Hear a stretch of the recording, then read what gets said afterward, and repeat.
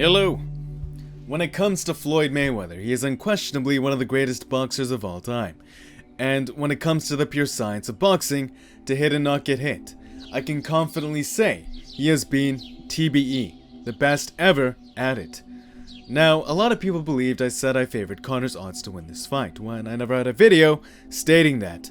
I simply said Floyd was an impossible mountain, and I will always believe in the man who chooses to embark upon what is said to be impossible. This is because I live by a philosophy shared by Steve Jobs.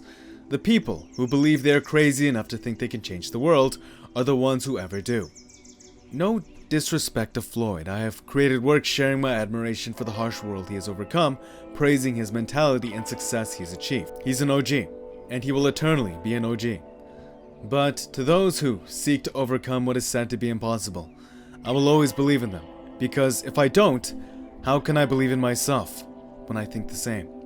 I think it's important to always reach beyond what's said to be beyond you, even when the risk of failure is so high, because again, if we always listen to the naysayers, modern civilization as we know it would not exist, i.e., Nikola Tesla ridiculed by his professor, if he believed what he had said, he would not have created alternating current, thus this world would not be lit up before us. You would not even be able to use this computer. George Lucas would not have created Star Wars, Conor would have not won 2 belts, let alone this fight ever happening to begin with. That said, let's take a glance into a few of the shots that had the world momentarily stand silent.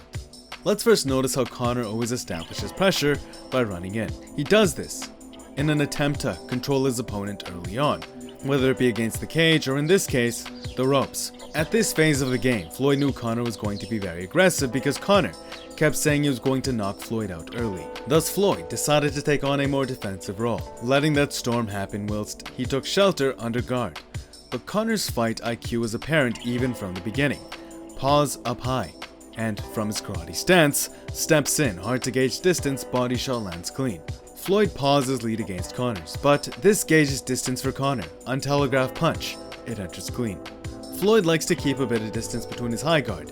This baits his opponents and allows him vision to see the strike coming.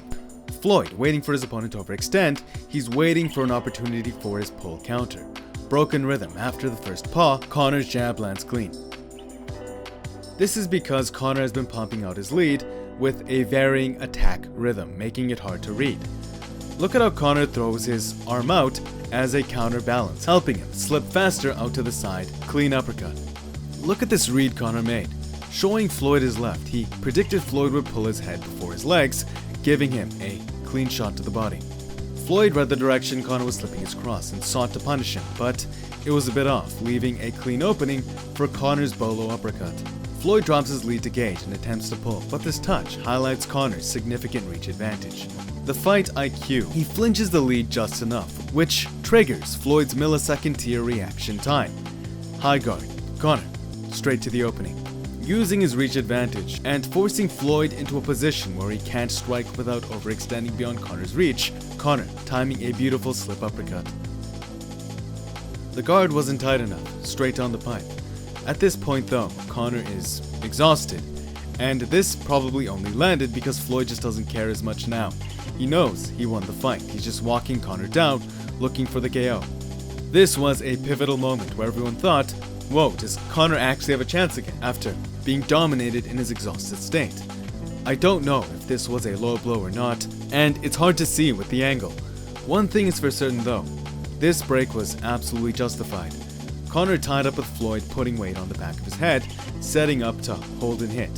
There isn't really an argument as to why the ref pulled Conor off. And of course, the blow that really wobbled Conor whilst he was exhausted. I believe the stoppage was justified. Any sane ref would prevent a fighter from receiving too much injury when he is taking blows and not defending himself. This was a story where the climber could not overcome the mountain, but nonetheless, I have nothing but respect for any man who has the courage to embark upon such a journey. Because the only people who ever make it to the top are the ones who believe they can. Here's what we can take away from this. Conor's fight IQ is insane. Nobody is going to voluntarily take shots to the face. Floyd was initially playing a more defensive role, and I don't know how Conor does it, but he has this clairvoyant capacity to make reads.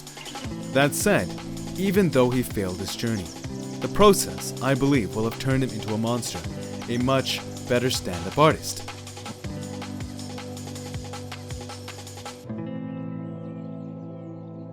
Its struggle, its pain, with the right mindset, will turn this experience into a valuable lesson. As John Cavan has said, you either win or you learn. And to that end, I believe we should all embark upon what's said to be beyond us, because even if we fail, we at least grow to become better the next time. Thank you, Conor McGregor and Floyd Mayweather, for this lesson. Hope you guys enjoyed the video. Smash the like button if you did. It's good karma. And until next time, peace.